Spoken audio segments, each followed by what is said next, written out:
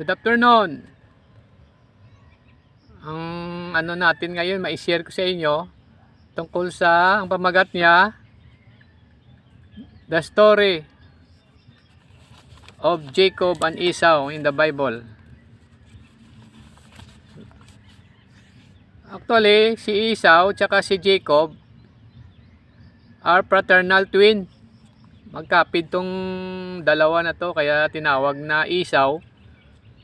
Kasi nung lumabas si Esau, parang nakakabit sa kanya daw si Jacob, yung kambal niya. Tsaka yung father nila si Isaac, ang mama nila si Rebecca. So nung pinanganak silang dalawa, si Esau, masyadong mabalahibo tong mga niya yung mga kamay tsaka mga binti.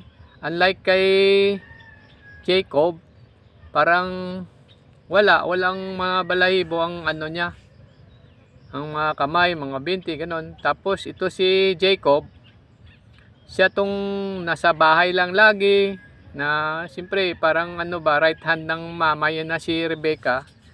Ito naman si Esau, ang kagawian niya, nahilig niya nito, isa tong hunter.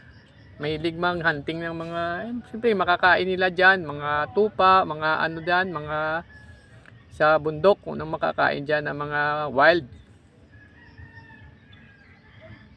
Kaya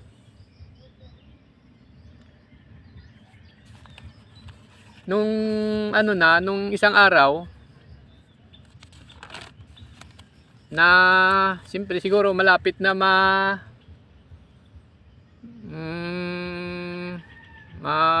yung masamang pakiramdam ng papa nila na si Isaac, tinawag niya yung asawa niya si Rebecca. Sabi niya papuntahin si Esau sa kanya kasi may sasabihin. Ito naman yung si Rebecca, alam niya na siguro na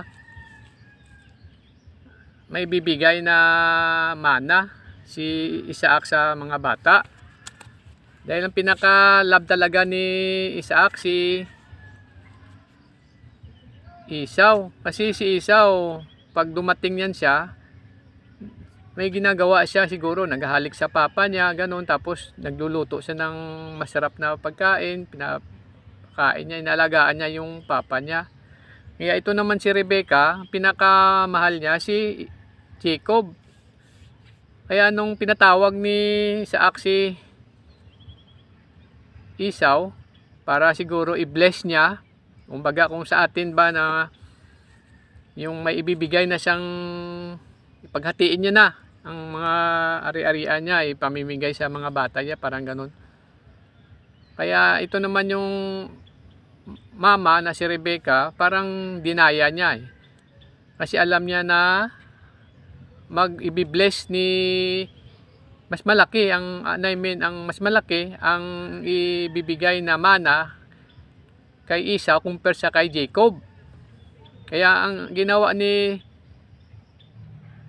Rebecca, bago niya pinapunta si Esau sa kay Isaac, pinasuot siya nito ng ng isang jacket na parang may balahibo. Kasi pag nabulag na kasi diyan si Isaac nabulag na diyan siya sa matagal na, may edad na, hindi na siya makakakita. Kaya pag dumating yung mga anak niya, parang inaanyo na naman lang, inakapa. Kaya nung lumapit na si Jacob sa kay Isaac, sabi ni Isaac, "Ikaw ba si Esau?" Sabi niya, "Opo, ako si Esau." Tapos parang nagtataka nga si Isaac, parang iba to pero nung kinapa niya yung kamay, balahibo nga, tsaka naamoy-amoy yung jacket kasi pinasuok ni Rebecca noon sa kay Jacob, para kunwari si Isaac yun. Kaya pinakain siya nilutuan siya ni Rebecca ng pagkain na pinaka-paborito niya.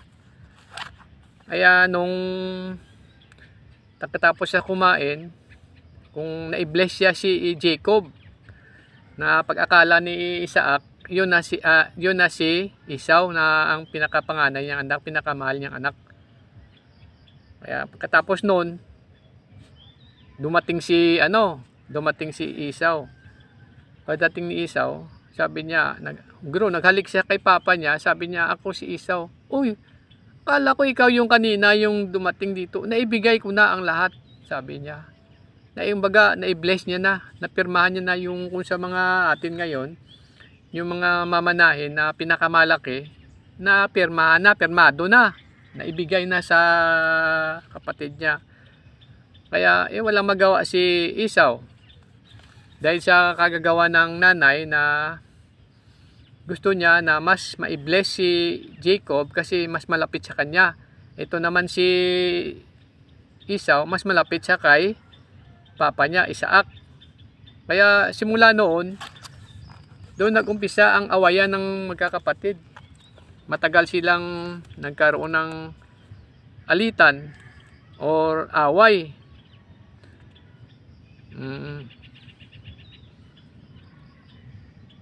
Kaya ang ginawa nga ni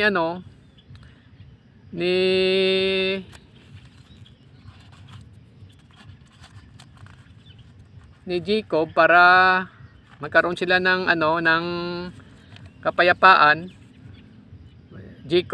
Sa Genesis, Jacob decided to reconcile his brother, to have peace, sent offering to Esau hundreds of goats, sheep, camel, cows, bulls, and donkey. Parang gusto niya na magbalik ang loob ng kapatid niya sa kanya dahil sa ginawa ng kanyang mother na si Rebecca. Kaya binigyan niya si Esau ng hundreds of goats, dami, sheep, camel, cows, bulls, and donkey. Yan ang umpisa ang ang away ng dalawang magkakapatid dahil sa nanay. Sa ngayon nga, ganun din yan ang matagal na yung story na yan nasa Biblia, nasa Genesis. Sa ngayon, ganun pa rin ang nangyayari sa buhay ng tao ang pag-aaway ng mga magkakapatid sa mga mana dahil sa mga mga magulang natin na mayroong favoritism sa paghati ng mga ari-arian nila pagdating ng panahon. Meron nga akong alam dito isang mayaman sa amin. Mayaman siya. Pinag-aagawa na buhay pa ang mga magulang, nanay at tatay. Pinag-aagawan na ang mga mana. Meron dito sa amin, isang malaking negosyante yon. Buhay pa. Kasi sa pagkakaalam ko noon sa news na yung pinaka-younger, kasi maraming maraming vices, hindi siya mapagkatiwalaan ng mga parents niya. Ang elder, hindi siya mapagkatiwalaan masyado. Kaya instead na siya ang magpapatakbo ng negosyo, ang pinapatakbo ng negosyo yung pinaka-younger brother niya. Kaya doon nag-umpisa ng inggitan. Nag-inggitan ang dalawang magkakapatid sa mga negosyo nila na halos ang nagmamanage ang younger brother niya compare sa elder brother niya. Meron dito sa amin yun. Nagkaroon na nga sila ng kaso-kaso na sa mga abogado na sa paghati-hatian ng mga nila nang dapat nilang imanahin sa mga magulang nila. Buhay pa yon. Kaya ito rin ang nangyari sa kay Esau at kay Jacob dahil sa kagagawa ng nanay na si Rebecca. Na-bless ni Isaac si Jacob, dapat ang i-bless niya si Esau na pinakamahal niyang anak, na yon ang sa kanya, bibigay sa kanya ng nagsiservisyo sa kanya. malaking ano yon, malaking aral to ang mga nangyayari, yung spirit nung dalawang magkakapatid na yon hanggang ngayon, ngayong generation, parang ganun pa rin. Kaya yun ang dapat sa mga magulang, dapat na i-pray natin yon na yung spirit na yon mawala yon sa mga henerasyon. Mas lalo na ngayon, mas lalong ang mga tao ngayon, pagdating sa mana, dapat na ngayon nasa papel na ngayon. Nung araw, lang yun wala Barang verbal lang. Kaya, sa story, sa Genesis, si Jacob, ang yang bata nga si Joseph, Jacob died at the age of 147. Grabing edad, no?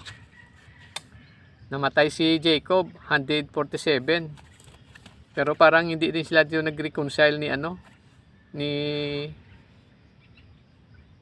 ng kapatid niya na si Esau. Kasi sa Genesis 32, parang sa Genesis 22, that accordingly to the Babylonian Talmud, Esau was killed by Hoslim, son of Dan, son of Jacob, because Esau obstructed the burial of Jacob into the cave of Madipalai.